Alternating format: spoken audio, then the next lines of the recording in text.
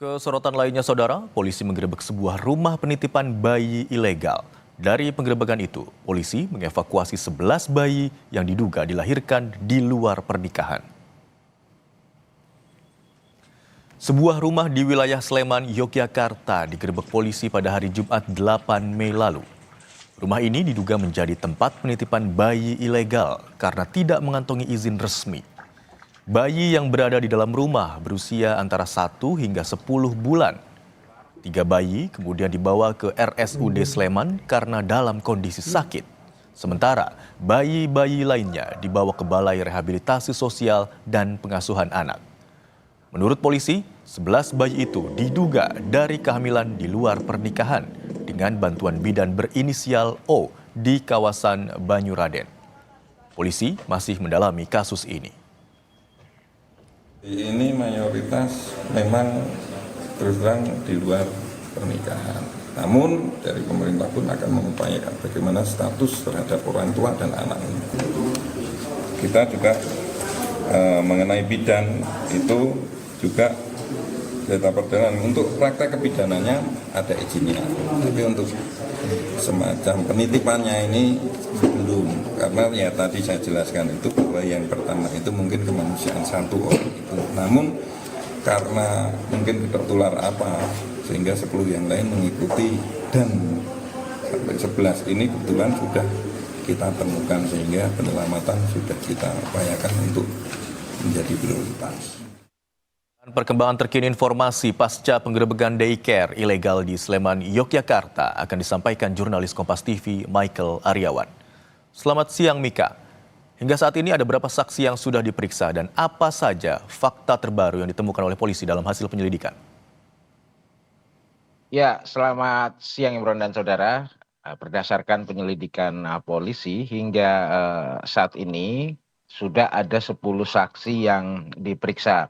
10 saksi itu diantaranya adalah seorang bidan, kemudian 2 orang pemilik rumah yang digerebek, dan beberapa orang lainnya yang diduga sebagai pengasuh bayi. Nah, dalam kasus ini ada fakta yang juga diungkapkan oleh polisi bahwa sejatinya penitipan anak yang digerebek ini adalah tempat penitipan sementara. Karena mereka sebelumnya dititipkan di kawasan Banyuraden Gamping, namun tempat itu kemudian direnovasi, diperbesar, dan memang digunakan untuk tempat penitipan anak sehingga kamar-kamarnya perlu diperbanyak.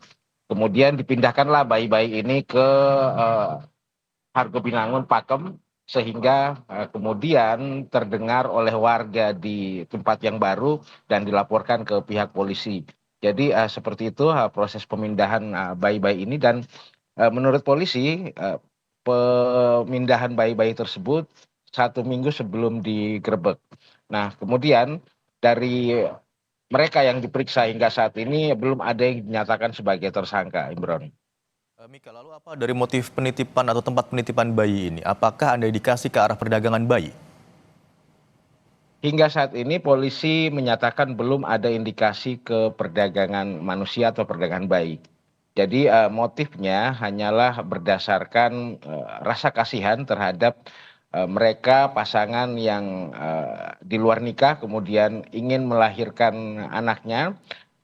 Menurut polisi, bidan tersebut menyatakan ketimbang dilakukan aborsi maka dilahirkan, kemudian nanti dirawat oleh bidan-bidan tersebut, dan nantinya beberapa dari orang tua juga berjanji akan mengambil kembali anaknya. Imron. Baik. Lalu bagaimana dengan kondisi bayi yang sudah dievakuasi? Ada 11 bayi dan 3 diantaranya informasinya dibawa ke RSUD Sleman karena mengalami sakit. Iya, betul sekali. 3 diantaranya mengalami sakit, beberapa atau 1 diantaranya kelainan jantung sehingga perlu dilakukan eh, pemeriksaan oleh tim medis.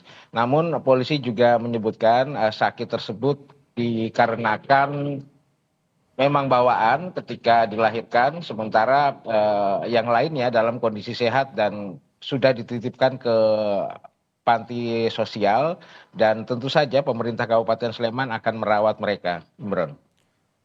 Baik, dari penggerebekan yang dilakukan pada 8 Mei lalu, saat ini polisi masih melakukan penyelidikan. 10 saksi telah diperiksa, termasuk bidan, pemilik rumah, dan juga pengasuh bayi. Terima kasih atas laporan Anda, jurnalis Kompas TV, Michael Aryawan dari Sleman, Yogyakarta.